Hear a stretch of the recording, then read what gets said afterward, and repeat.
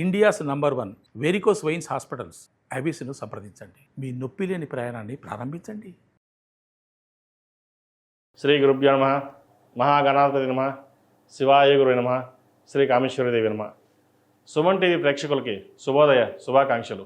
నేను మీ సోమేశ్వర శర్మ. మేషం నుండి మీనం వరకు ఉన్నటువంటి రాశి ఫలితాలు నా పరిజ్ఞానం సహకరించే మేరకు ఈ వారం రాశి ఫలితాలను తెలియజేస్తాను. ఈ రాశి ఫలితాలు ఈ నెల 8వ తారీఖు నుండి 14వ తారీఖు వరకు వర్తిస్తాయి. ముందుగా గోచారం.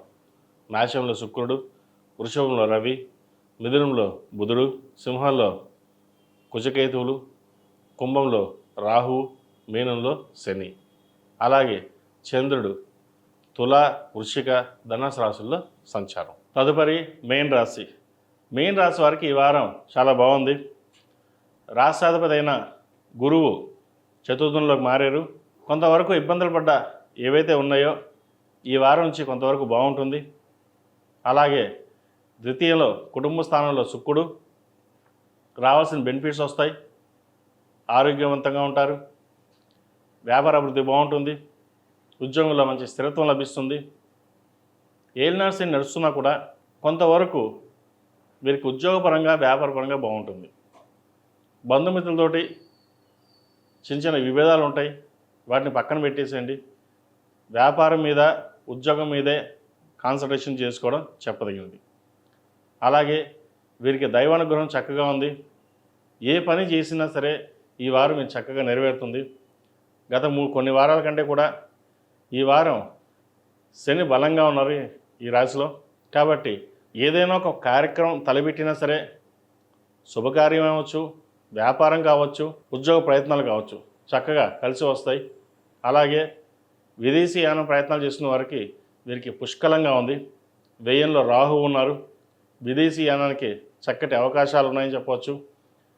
ఈ రాహు సంచారం వల్ల విదేశీ అవకాశాలు సాధ్యమైనంత వరకు వెళ్ళాలనుకునే వారికి మంచి ప్రయత్నాలు చేసుకోవచ్చు. స్థిరత్వం కోసం కావచ్చు, లేదా వెళ్ళి రావడం, ఏదో విధంగా సరే విదేశాలకు వెళ్ళే ప్రయత్నాలు మటుకి ప్రారంభించవచ్చు. అలాగే ఉద్యోగం మారాలనుకునే వారికి కొంతకాలం ఆగి ఉండడం, ఉన్న ఉద్యోగంలోనే స్థిరంగా ఉండడం చెప్పదగినది. వ్యాపారం కూడా ఈ వారం చక్కగా ఉంటుంది. మంచి లాభాలు తెచ్చే విధంగా గోచరిస్తోంది.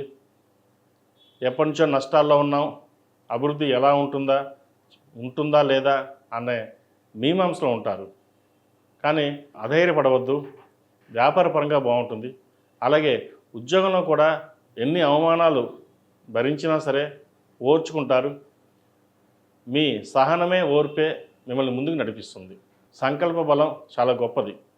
స్థిరంగా నిర్ణయాలు తీసుకోండి. మంచి భవిష్యత్తు ఉంటుంది. ఆచితూచి వ్యవహరించాలి.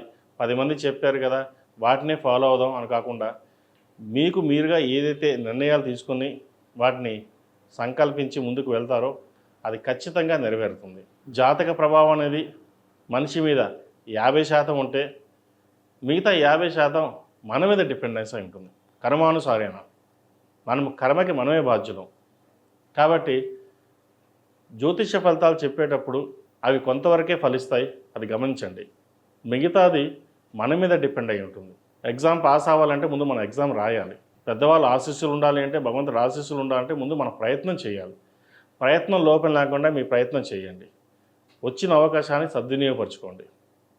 అది విద్య కావచ్చు, ఉద్యోగం కావచ్చు, వ్యాపారం కావచ్చు. విదేశాలకు వెళ్ళి చదువుకోవాలనుకునే వారికి పుష్కలంగా గోచరిస్తోంది. విదేశాలకు వెళ్ళి చదువుకోవచ్చు. అలాగే వైద్య వృత్తులు ఉన్న వారికి, ఎంఎస్ చేద్దాం అనుకునే వారికి, ఎంబీఏ ఫినాన్స్ చేద్దాం అనుకునే వారికి చక్కగా వీసా లభిస్తుంది. అటువంటి కార్యక్రమాలు, వీసాకు సంబంధించిన విషయ వ్యవహారాలు ప్రారంభం చేయండి.